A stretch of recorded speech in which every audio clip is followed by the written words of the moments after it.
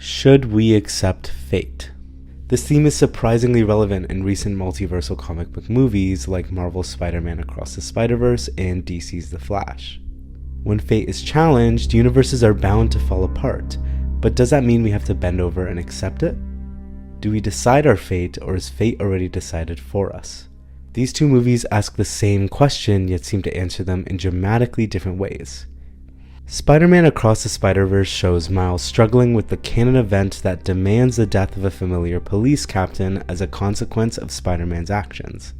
Unfortunately for Miles, the police captain that's going to die is his own dad, and if he doesn't let him die, then his whole universe might be torn apart.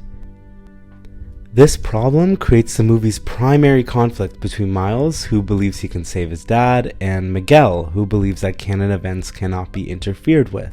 Miguel insists to Miles that billions could die should these events be stopped. But Miles is stubborn, so he runs, decides to go against fate, and tries to save everyone with unrelenting determination. And we root for him, because we understand that to just sit back, be passive, and let everything happen is unacceptable. Not when you can try. The Flash shows us how Barry struggles with accepting the past and going back in time to change things selfishly, only for disastrous consequences to ensue. Barry originally tries to save his mom and dad, but by doing so encounters a new world that's on a path to annihilation. Destiny has it that Supergirl and Batman will die, and this world is doomed. He learns that attempting to fix everything instead of living his life is what caused this whole mess. Barry can't save his mom. As such, a conflict arises between younger Barry, who wants to save his mom and is unwilling to accept this fate, and our Barry, who has already tried. So he runs, decides to go along with fate, and readjusts the timeline. And we root for him, because we understand that to just keep trying in the face of unstoppable doom is pointless and self-destructive. Not when you can let go. Both movies present the same conflicts but offer rather polarizing stances on the matter.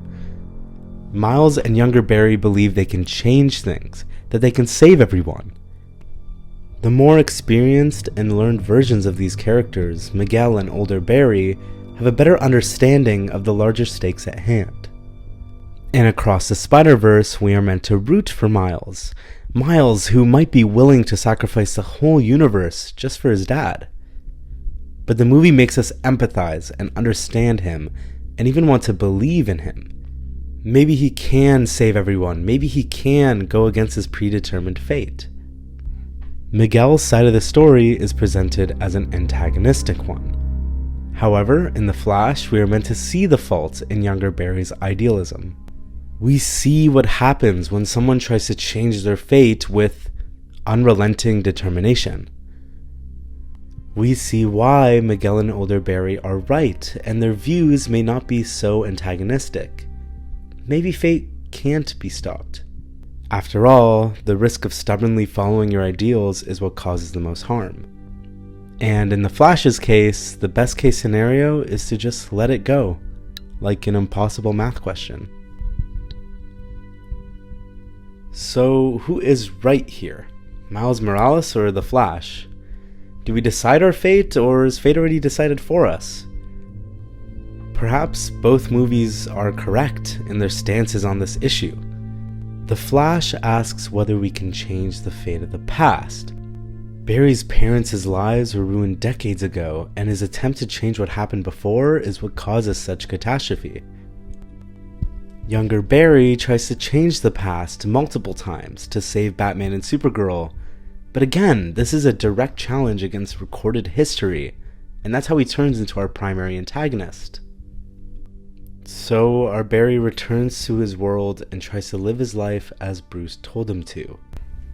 But to Miles, his decision to run and save his dad is not an act of changing the past, but the future. His dad hasn't died yet, so Miles wanting to return to his world and save him is not an attempt to challenge fate, but to create his own. To dwell in the past, or a fixed point in time, is a one-way road to self-destruction. But to actively focus on the present and future is a step in the right direction, which is what both of our protagonists do by the end of their movies. Maybe these movies aren't so different. Maybe not.